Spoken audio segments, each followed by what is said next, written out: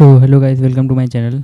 तो जैसा कि मैंने बताया था कि इस चैनल में फ़िज़िक्स के रिलेटेड कुछ चीज़ें बताऊंगा ताकि फ़िज़िक्स की प्रॉब्लम जो भी है सारी दूर हो जाएं और फिज़िक्स में जो कम नंबर की वजह से सिलेक्शन रुक जा रहा है बहुत लोगों का, तो वो ना हो।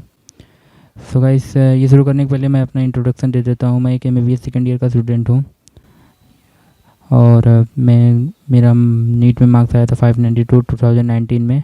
मेरा एम्स में 2023 ऐसे ही कुछ रैंक आया था, 99.4 percentile and 99.6 percentile in physics मेरा काफ़ी अच्छा था। फिज़िक्स को मैं लाइक भी करता था। और गाइस, मैं ये कहना चाहता था कि हेक्टिक शेड्यूल MBBS की वजह से थोड़ा वीडियो डालने में लेट हो जाएगी, तो उसके लिए मैं माफ़ी मांगना चाहूँगा। लेकिन मैं अपना बेस्ट दूंगा फिर वीडियो को समय से अपलोड करने का। So guys, let's start. सबसे पहले प्रॉब्लम फिज़िक्स में होता है कि सबसे पहला प्रॉब्लम है गाइस, मेरे स्टूडेंट का प्रॉब्लम है कि फ़िज़िक्स को कठिन सोच लेते हैं। ऐसा दूसरे लोग भी कर देते हैं, खुद से भी मान लेते हैं, और जो बहुत अफवाह टाइप का फैल चुका है कि फ़िज़िक्स कठिन होता है, लेकिन ऐसा कुछ गाइस है नहीं। फ़िज़िक्स तो हमको तो बायोलॉजी से भी ज़्यादा ईजी लगता था, क्योंकि उसमें एक बार पढ़ लो उसके बाद बार बार पढ़ना नहीं पड़ता था। ये नहीं कि बार बार रिवाइज करना पड़े। बायोलॉजी में तो रिवाइज नहीं करो तो बस वही मार्क्स कट जाएँ, लेकिन फिज़िक्स में ऐसा नहीं है। एक बार आपका कॉन्सेप्ट हो गया तो आपका काम हो जाएगा। अब अभी भी मैं फ़िज़िक्स का एग्ज़ाम दूँ तो भी 100+ में मार्क्स आ ही जाएंगे बिना रिवीजन किए। तो फिज़िक्स उतना टफ है नहीं, बस यही है थोड़ा टाइम मांगता है उसमें पढ़ने का। और प्रॉब्लम्स है जैसे कि हो गया दूसरा बेसिक्स। मेनली स्टूडेंट्स का बेसिक्स ख़राब रहता है। मीन्स कभी कभी जैसे पहले अच्छे से नहीं पढ़े रहते तो वो भी दिक्कत हो जाता है। आगे में भी 11th-12th में इतना भारी सिलेबस हो जाता है फिज़िक्स का, इतना ज़्यादा, इतना ब्रॉड हो जाता है, इतना टफ हो जाता है कि वो मैनेज नहीं हो पाता। तो गाइस, ये भी बहुत बड़ा प्रॉब्लम है। और तीसरा है गाइस, ये मैथमेटिक्स में कमज़ोर रहते हैं ऑलरेडी, तो मैथमेटिक्स में कमज़ोर होने की वजह से ले लेते हैं बायोलॉजी, लेकिन ये फिज़िक्स फंसा देता है। तो ये भी एक प्रॉब्लम है गाइस, मैथमेटिक्स और कैलकुलेशन में कमज़ोर रहते हैं। कई लोगों को बहुत कुछ आता है लेकिन वो कैलकुलेशन में मिस्टेक कर देते हैं बहुत सारा, तो उससे भी वो लगभग 15-20 नंबर चला जाता है। तो ये भी एक प्रॉब्लम हो गया है गाइस। तो इसके कारण फिजिकल केमिस्ट्री में भी ऐसा ही कुछ है, तो गाइस उसमें भी प्रॉब्लम हो जाती है। अगला है गाइस, फिजिक्स में उनका फोकस कम होता है। कभी कभार फिजिक्स को बोरिंग लगता है या फिर कठिन लगता है तो वो लोग फिजिक्स में फिर हार मान जाते हैं, तो फिजिक्स में बहुत कम टाइम देते हैं, फिर बायोलॉजी में ज़्यादा टाइम देने लगते हैं। यही डिसबैलेंस हो जाता है। तो इसकी वजह से भी तो कभी कभी किसी को बायोलॉजी ज़्यादा अच्छा लगने लगता है तो बायोलॉजी को ज़्यादा प्रीफर करने लगते हैं, फिजिक्स को छोड़ देते हैं, तो बाद में वही बहुत ज़्यादा पहाड़ बन जाता है। तो गाइस वो भी दिक्कत हो जाती है। और कुछ लोगों को गाइस इंग्लिश वाली प्रॉब्लम होती है, जो यूपी बोर्ड या किसी बोर्ड स्टूडेंट हो, तो इंग्लिश वाली प्रॉब्लम की वजह से या फिर क्वेश्चंस को घुमा फिरा के और बार आता रहता है एग्जाम्स में, तो वहाँ भी गाइस दिक्कत हो जाता है, क्वेश्चन अंडरस्टैंडिंग प्रॉब्लम। तो गाइस इतनी सारी दिक्कतें हैं जो फिजिक्स स्टूडेंट्स को हो रही हैं।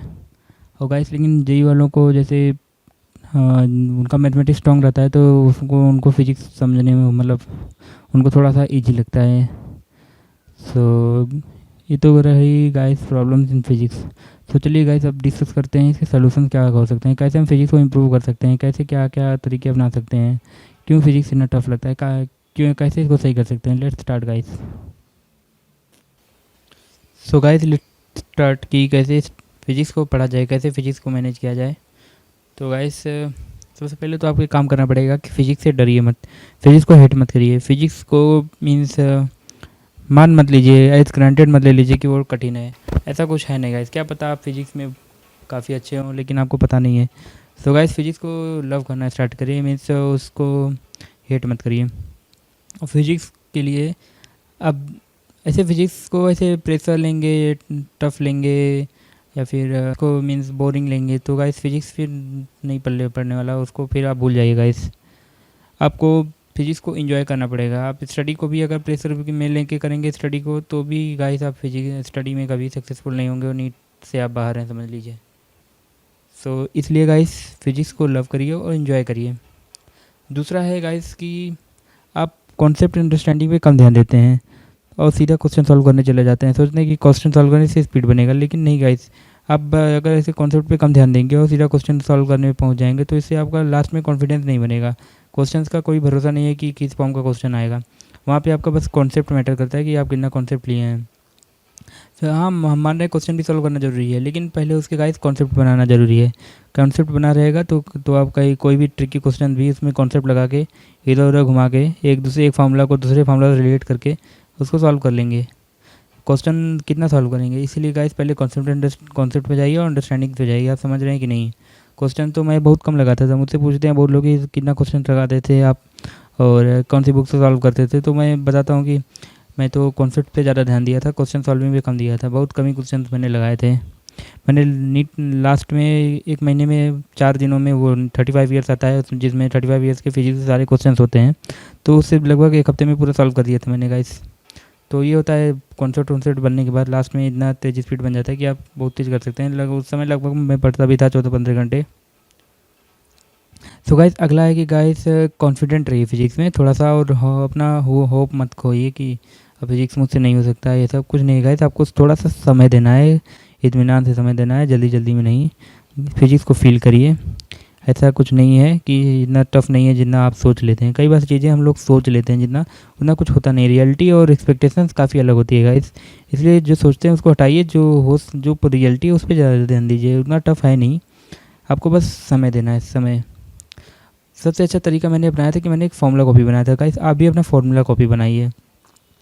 और जैसे गाइस फार्मूला कॉपी के साथ साथ एक कॉन्सेप्ट कॉपी बना लीजिए। जो भी आप कॉन्सेप्ट समझ रहे हैं गाइस उसको अपने वर्ड्स में लिख लीजिए। जैसे कि एक्सलेशन इक्वल टू जीरो का क्या क्या मतलब हो सकता है। ऐसे अपने मन से बन जो समझ लिए हैं, जो आपको लग रहा है कुछ नया सीखे हैं, ऐसा कुछ है जो गाइस उसको कहीं कॉपी में नोट करिए। और एक फार्मूला कॉपी बनाइए जिसमें आप सारे फार्मूलाज फिजिक्स से जो आप भूलते हो, ये नहीं कि V equal to U plus A T ये भी लिख दो। ये सब तो भूलने वाली चीज़ें हैं नहीं ना। जो भूलते हैं आपको याद करने का फार्मूला ज़रूरी है, वो सब लिखिए। और छठवां है गाइस, ये जब भी आप क्वेश्चन बुक से सॉल्व करते हैं तो आप तुरंत सोचते हैं कि यार कौन से इतना समय वेस्ट करें, चले जाएं सोल्यूशन के पास, बुक का सोल्यूशन देख लें। तो गाइस ये बहुत गलत करते हैं। आपको सोल्यूशन पहले जितना हो सके 1 घंटा लगे 2 घंटा लगे लगाइए। अगर आपके पास समय है तो उसको खुद से लगाइए। खुद से लगाने से ही आपको कॉन्फिडेंस बिल्डअप होगा और आपको अंडरस्टैंडिंग मिलेगी। नहीं तो आप फिजिक्स फिर ऐसे ही गड़बड़ आता जाएगा बाद में। फिर वही गाइस 7वां है कि यू शुड फील फिजिक्स। तो गाइस फिजिक्स को फील करिए, फिजिक्स उतना टफ है नहीं। कॉन्सेप्ट कॉन्फिडेंस रहिए। और मैं तो कहूँगा नोट्स सॉल्व करिए। नोट्स जो भी पढ़ते हैं जहाँ से भी अपना नोट्स बनाइए, उसको बार बार सॉल्व करिए। मैंने अपना नोट्स लगभग 4-5 बार सॉल्व किया था। और गाइस प्रीवियस ईयर लगाइए।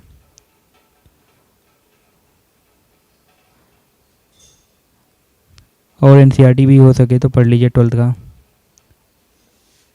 जैसे ये हो गया गाइस, इसमें क्वेश्चन काफ़ी अच्छे हैं गाइस। आप लगाइए तो गाइस इससे बाहर कुछ आने वाला है नहीं।